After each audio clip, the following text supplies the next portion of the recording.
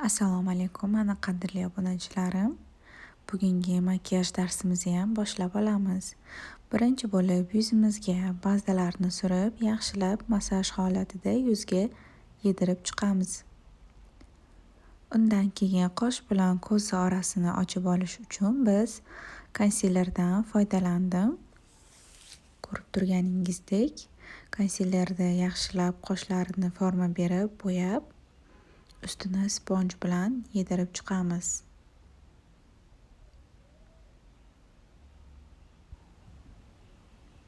Konsilerda nimaga ishlatamiz? Chunki tenlarimiz ranglari yaxshi chiqishi uchun, yaxshi yotishi uchun, yaxshi растушевка bo'lishi uchun konsiler foydalanish обязательно muhim etap hisoblaniladi makiyaj jarayonida.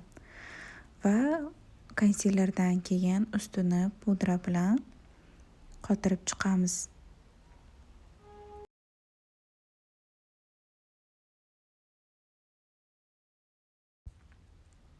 Ko'zni har doim bo'yaganda 3 ta rangdan foydalanamiz.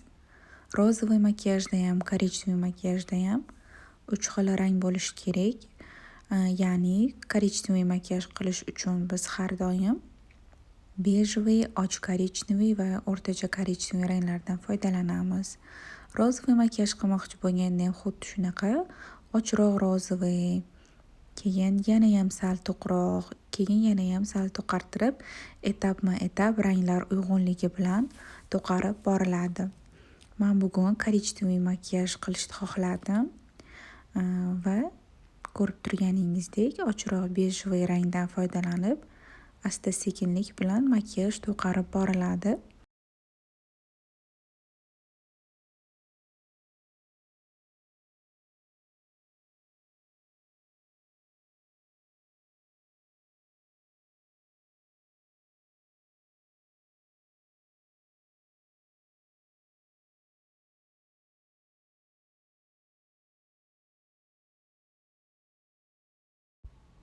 Ko'rib turganingizdek, och bejviy rangdan foydalanib, pushistый kисточкада surilgan rangimizni растушевка qilib, butun qovoqlarga yoyib chiqiladi.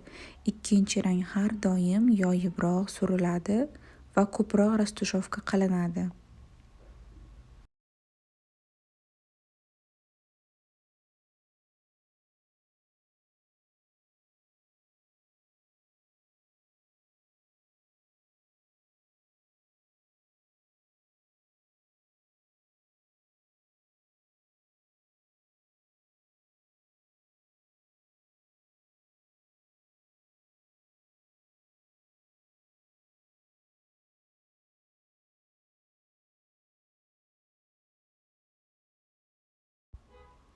Ikkinchi rangimizni yaxshilab растушевка qilib bo'lganimizdan so'ng, uchinchi rangga o'tamiz. Ya'ni uchinchi rang yana ham to'qroq korичневый hisoblanadi. U korичневыйmizni ko'p растушевка qilib yubormaymiz. Tepaga qaratib, unaqa qovoq bo'ylab yoyib yubormasdan, asta-sekinlik bilan burchak qismiga to'qartirib, ko'zni yana ham ochib berishga va ko'zda yana ham выразительный ko'rsatishiga yordam beradi u to'q korичневый rangimiz. To'q korичневый rangimizni surayotganimizda ahamiyat bergan bo'lsanglar, kistimizni formasi ham o'zgaradi. Uni ko'p растушевка qilib yubormaymiz, asta-sekin bo'yab olamiz. Men har doim podvodka tuzishdan oldin Mister 775 qalamida osnovasini chizib olaman. Bu nimaga yordam beradi? Bu bizni podvodkamiz, surayotgan tenlarimiz yaxshi usha berishiga, turib berishiga va hamda bizga osnova va fundament vazifasini bajarib beradi. Ozgina qalamda chizib, ustini ten bilan qotirib, zakreplять qilib, asta-sekinlik bilan растушевка qilamiz uni ham. Formasiga qarab, chizib olgan formamizga qarab, tepaga yo'naltirib, kichkina kist bilan tepaga qarab растушевка qilib chiqamiz.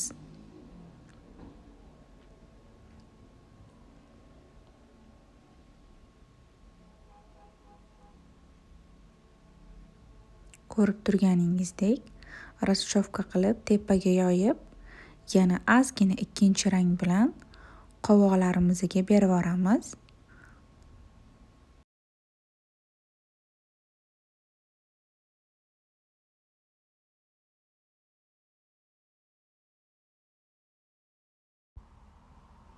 Undan keyin podvodka bilan ishlaymiz. Podvodkani ko'rib turganinglardek skladka bor ko'zimizda, o'sha skladkasigacha surib olgan tenlarimiz, qarindashlarimiz ustiga skladka chizig'idan chiqmagan holda podvodkani surib chiqamiz.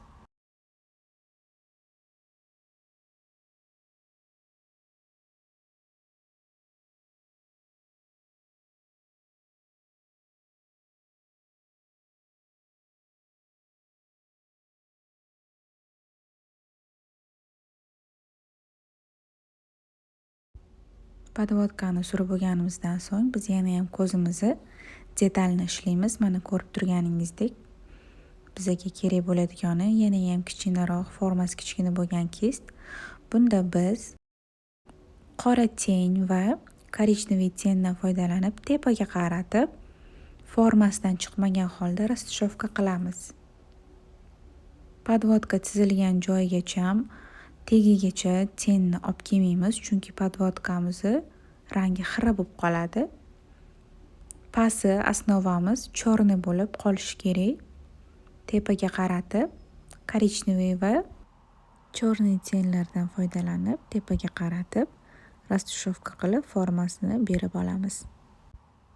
Ko'rib turganingizdek ko'zlarimizga kipriklar va blesklarni yopishtirib yuzimizni fiksatsiya qilib olamiz.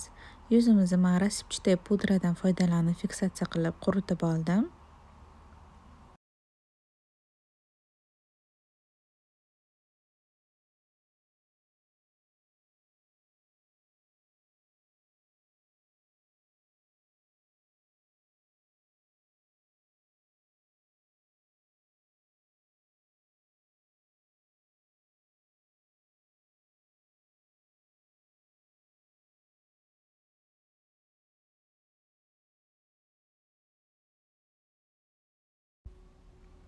Pudradan keyin men suxoy bronzerdan foydalanaman.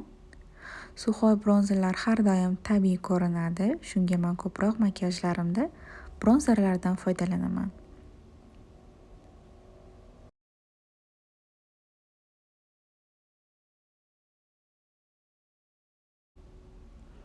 Bronzerdan keyin rumyanalardan foydalandim. Och persikoviy va och rozovatiy rumyanani ikki xil rangini aralashtirgan holda chiroyli rang bo'ladi.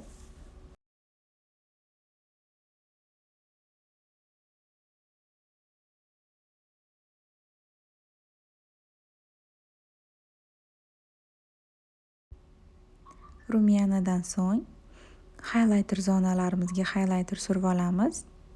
Ko'rib turganingizdek highlighterlarimiz juda ham porlab, chiroyli va yonib chiqdi.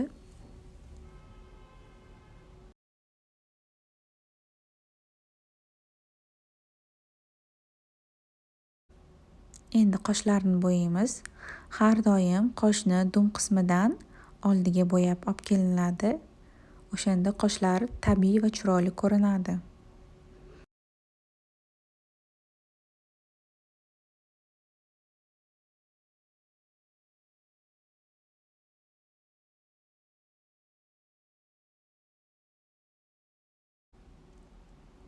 Lablarini ham to'q bo'lmagan makiyajga mos bo'lgan rang pomadada bo'yab olamiz.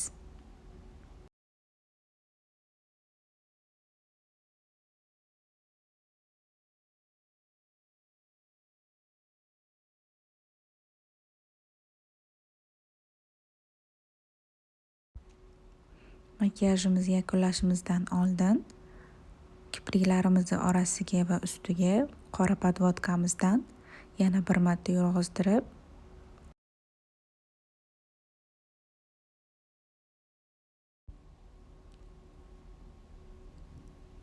va ko'zimizni tagini ham bo'yab chiqamiz. Birinchi va ikkinchi rangli tenlarimizdan foydalanib, bej va korичневый tenlardan foydalanib ko'zi tagini bo'yab yoyib chiqamiz. va ozgina chetiga qalam yoki bo'lmasam to'q rangli tenda ozgina kichkina bo'lgan formali kistimizda olib tenda yoyib chiqamiz buni ham. Ko'zlarimiz yana ham объемный va выразительный ko'rinish uchun bejевый kayaldan foydalanib ko'zlarini ichiga surib olamiz. Obraz tayyor bo'ldi. Dars yoqqan bo'lsa o'z fikringlarni kommentariyada kutib qolaman. Yomon botdi, og'ir botdi, yorim o'zini quvotdi. Xayolida bir nimalar rashk o'tida yondirib o'tdi. Sevarmushman boshqasini, yo eslarman eskisini, yurar